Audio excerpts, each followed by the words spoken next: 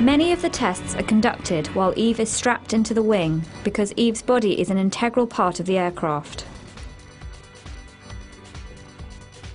The wing has no steering controls, no flaps, no rudder.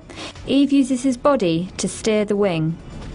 Well, he turns by just putting his head on the one or the other side, and sometimes he assists that with his hand, sometimes even with the leg.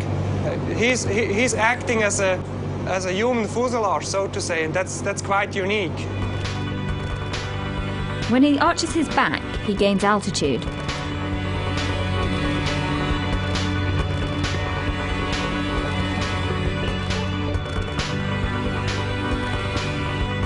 When he pushes his shoulders forward, he goes into a dive.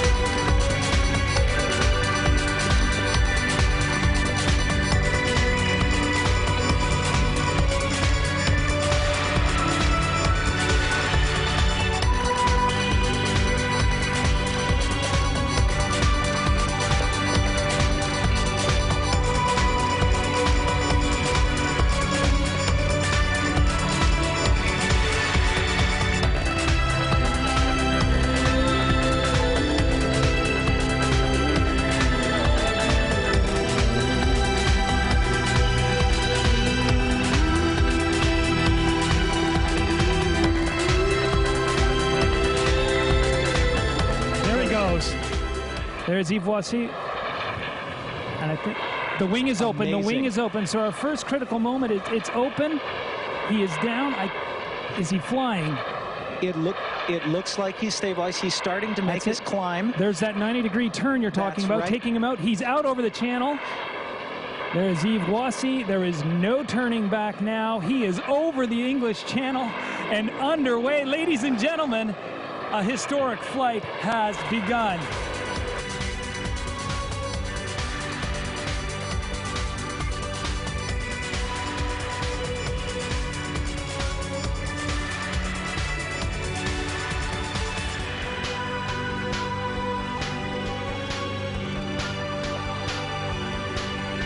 And what he's going to do as he approaches the ground is pull down on those toggles to flare, slow himself down just a little bit, and then come in for a nice landing.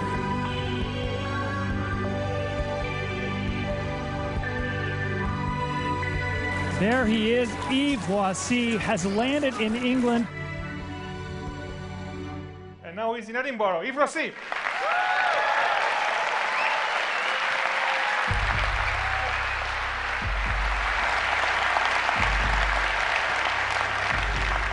And his equipment as well. Yves, welcome. This is quite amazing. Those sequences were shot over the last 3 years in various moments of your activities. There were many, many others. So it's possible to fly almost like a bird. What's this to be up there? It's fun. It's fun. I don't have feathers, but yeah, I feel like a bird sometimes. It's really an unreal feeling because normally you have a big things, a plane around you, and when I strap just this little harness, this little wing, I have really the feeling to be a bird. How did you start to become Jetman? It was about 20 years ago when I did discover free falling. When you go out of an airplane, you are almost naked, you take a position like that, and especially when you take a tracking position, you have the feeling that you are flying. And that's the nearest thing to the dream. You have no machine around you. You are just in the element. It's very short and only in one direction. So the idea was, okay, keep that feelings of freedom, but change the vector and increase the time. Two tiny curiosities. What's your top speed? It's about 300 kilometers per hour before looping. That means about 190 miles per hour. And what's the weight of the equipment you're carrying? When I exit full of kerosene, I'm about 55 kilos. I have 55 kilos on my back. And you're not piloting. There is no handle, no steering, nothing. It's purely your body and the wings become part of the body, or vice versa. That's really the goal, because if you put steering, then you reinvent the airplane. And I wanted to keep this freedom of movement, and it's really like the kid playing to the airplane. I want to go down like that, and up I climb, I turn. It's really pure flying. It's not steering, it's flight. What kind of training do you do, you personally, for that? Actually, I try to stay just fit. I don't do a special physical training. Just I try to keep my mobility through new activities, you know, so that I, for example, last winter I did begin with kite surfing, so new things, so you have to adapt, because this is, I'm quite an experienced manager of system as pilot, but this is really, you need fluidity, you need to be agile and also to adapt very fast. Somebody in the audience asked me, how does he breathe up there? Because you're going fast and you're up at 3,000 meters or so. Yeah, okay, up to 3,000 meters, it's not such a big problem with oxygen, but as you are, for example, bikers, they have the same speed. Just with the helmet, it's integral helmet, it's really no problem to breathe.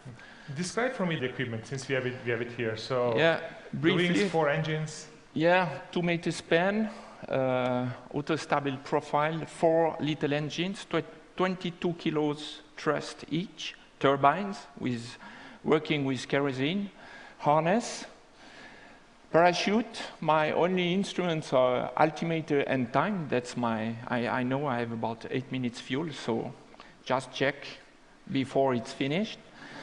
And yeah, that's all. 2 parachute. That means if I have a problem with the first one I pull, I still have the possibility to open the second one. And this is my life. That's the real important thing about safety. I did use that during these last 15 years about 20 times. Never with that type of wing, but at the beginning, yeah. I can release my wing when I am in a spin or in an unstable... We saw the 2009 crossing of the Gibraltar Strait, where you lost control and then you dive down into the clouds and in the ocean. Yeah. So that was one of those cases where you let the wings go, right? Yeah, I did try in clouds, but you lose completely orientation. So I did try to take again a climb attitude. I thought, okay, I will go out. But most probably I did something like that. Yeah. The next thing... Something that is not very safe in image. But you don't... You feel great, but you have not you have not the right attitude. So the next thing I saw was just blue. It was the sea. I have also an audible altimeter, so I was at my minimum altitude. In that vector, fast, so pulled that. And then I did open my parachute. So the wings go out with their own parachute, and you have your 2 parachutes. Exactly. There is a rescue parachute for the wing for 2 reasons. So I can repair afterwards, and especially that nobody take that just I see. When he's well, let's maybe come back here, but this is risky stuff indeed, right? People have died trying to do this kind of things, and you don't look like a crazy guy. You're a Swiss airline pilot, so you're rather a checklist kind of guy. I assume you have standards. Yeah, I have no checklist for that. Okay, let's not tell your employer. No, that's really 2 worlds. Civil aviation is something that we know very well. We have 100 years of experience, and you can adapt really precisely. With that, I have adapted to something new. That means improvise. So it's really a play between these 2 approaches, something that I know very well. These principles, for example, we have 2 engines on an Airbus. With only 1 engine, you can fly. So plan B, always a plan B. In a fighter, you have an ejection seat. That's my ejection seat. So I have the approach of a professional pilot with the respect of a pioneer in front of Mother Nature. It's well said. It's well said. What happens if one of the engines stops? I do a roll, and then I stabilized, and according to my altitude, I continue on 2 or 3 engines. It's sometimes possible. According, it's quite complicated to explain, but according at which regime I was, I can continue on 2. And try to get a nice place to land, and then I open my parachute. So the beginning of the flight is actually you jump off a plane or a helicopter, and you go on a dive, and you accelerate the engines, and then you basically take off midair somewhere. And then the landing, as we have seen arriving in this side of the channel, it's through a parachute. So just as a curiosity, where did you land when you flew over the Grand Canyon? Did you land on the rim, down at the bottom? Yeah, it was down on the bottom. And I came back afterwards on the sled of the helicopter back. Yeah. But it was too stony and full of cactus on top also. That's exactly why I asked the question. Yeah, and also the currents are quite funny there. There is a big thermal activity, big difference in altitude also. So it was much safer for me to land at the bottom.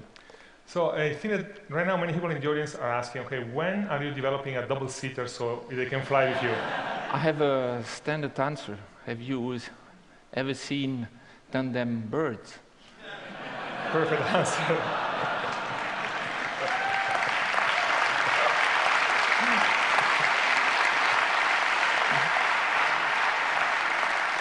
Yves, one last question. What's next for you? What's next for Jetman? First, to instruct a younger guy. I want to share it, to do formation flights. I plan to start from a cliff, like catapulted from a cliff. So instead of jumping off a plane, yes? Yes, with the final goal to take off, but with initial speed. Yeah. So really, I go step by step. It seems a little bit crazy, but it's not. It's possible to start already now. It's just too dangerous. Thanks the increase of the technology, better technology, it will be safe. And I hope it will be for everybody. Yves, thank you very much. Yves Rossy.